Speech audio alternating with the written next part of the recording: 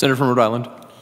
Mr. President, I am here for the 141st time to urge my colleagues to wake up, in this case more specifically to the political influence, particularly the dark money that perpetuates the climate blockade in Congress. In 1831, Alexis de Tocqueville traveled the United States to write his famous Democracy in America. De Tocqueville described our American style of government as, and I'll quote him here, quite exceptional. He wrote about it with affection and with fascination. He may have been the first American exceptionalist. As the son and grandson of Foreign Service officers, I can personally attest to the importance of America as a paragon of government across the globe, as an aspirational model of self-governance, and as a country that others count on to come to help, not to loot or conquer. The roots of our American exceptionalism are found in the three simple words that introduce our Constitution: we the people. The notion that the government belongs to the people seems unremarkable now, but in its day it was literally revolutionary. Today this proposition is under threat from a few very well-heeled special interests and their shadowy front groups, all powered up by the Supreme Court's disastrous 5-4 Citizens United decision. In that decision, the court's conservative bloc overturned long-standing laws of Congress, rejected the common sense of the American people, and gave wildly outsized influence over our elections to a little stable of big money interests, creating what one newspaper in Kentucky has aptly called a tsunami of slime. The evidence is in. The evidence is found in our elections, where the tsunami of outside cash has wiped out previous campaign spending records and created whole new campaign spending categories that never existed before, like dark money.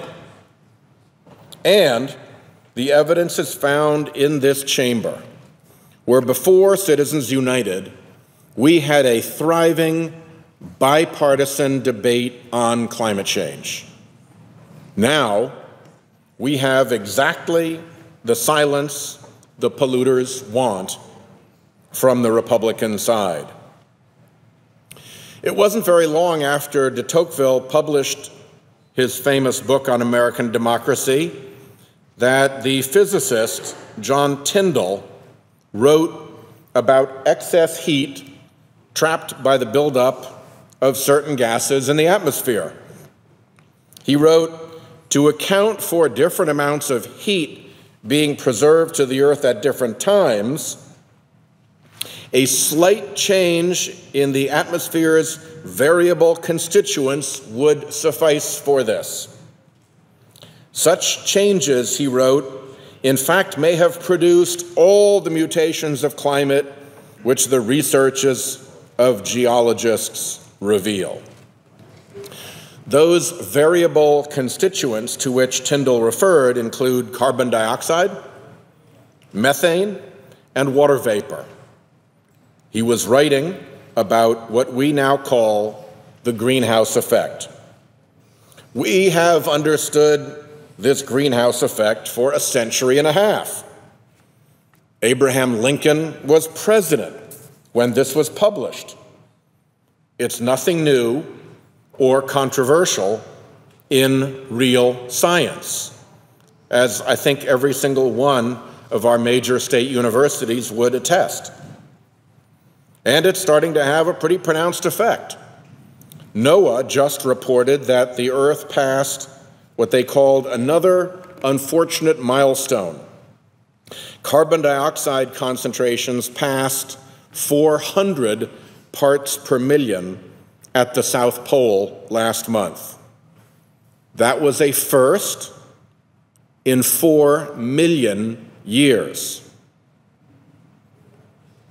NOAA also announced that the globally average temperature over land and ocean surfaces for May 2016 was the highest for any May in the NOAA global temperature record.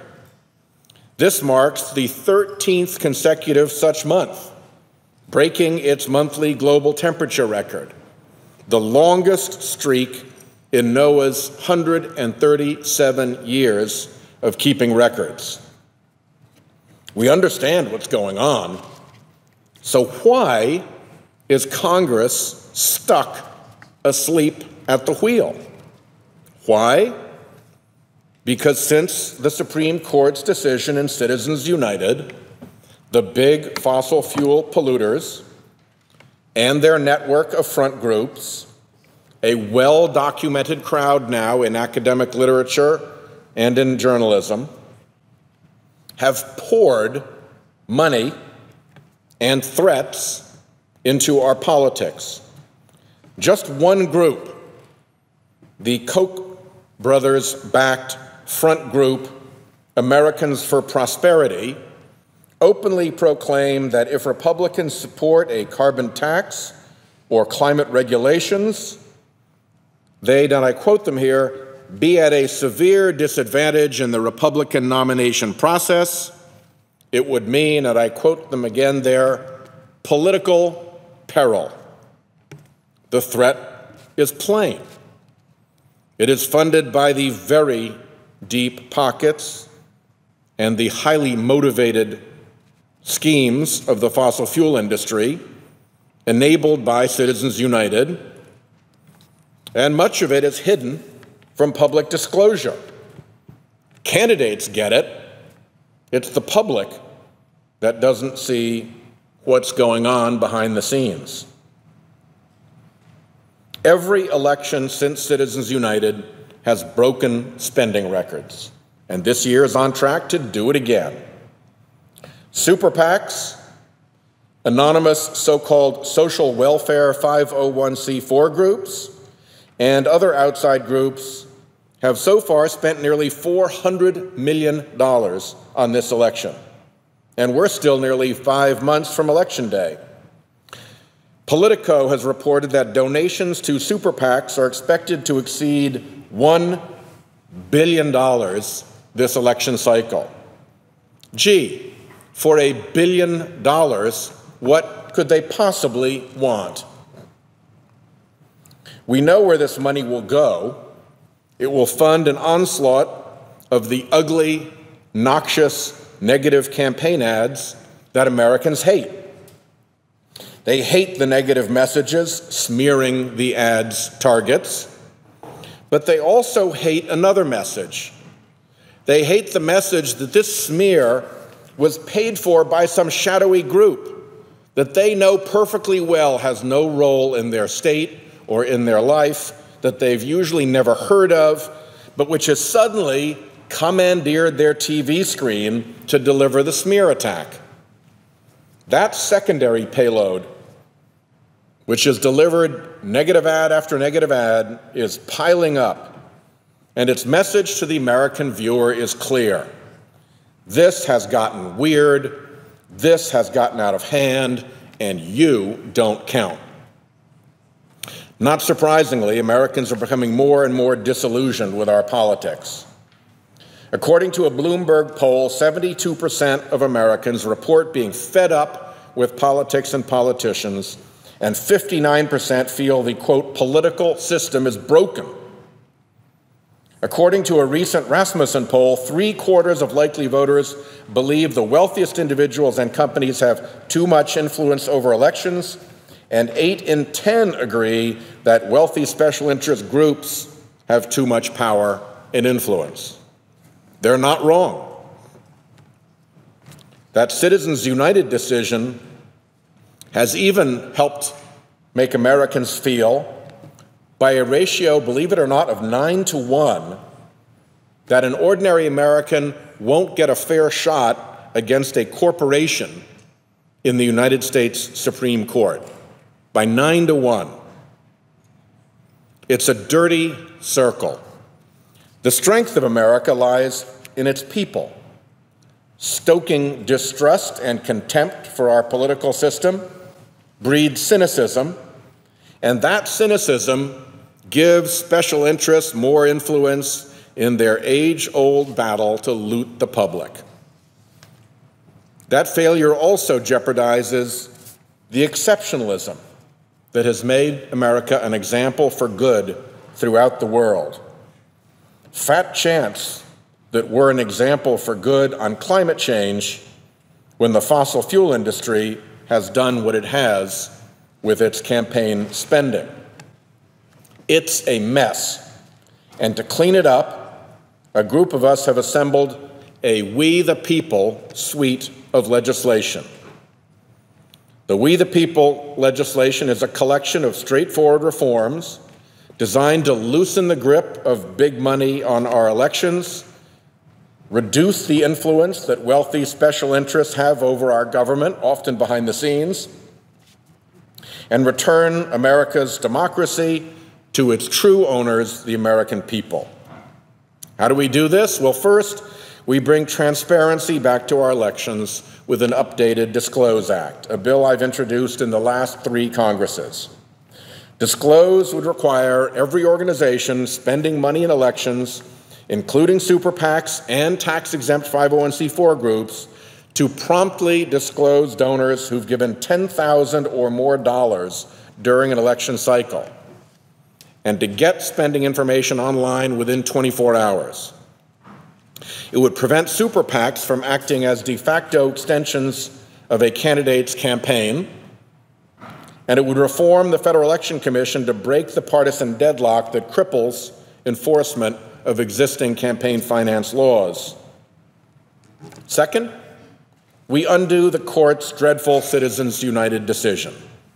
Citizens United was wrong treating corporations as if they were people. It was wrong that corporate money won't corrupt. It was wrong not seeing that whatever special interests are allowed to do politically, they can threaten and promise to do, and that those threats and promises are corrupting. Finally, it overlooked that a small class of special interests can actually make a bundle, buying influence.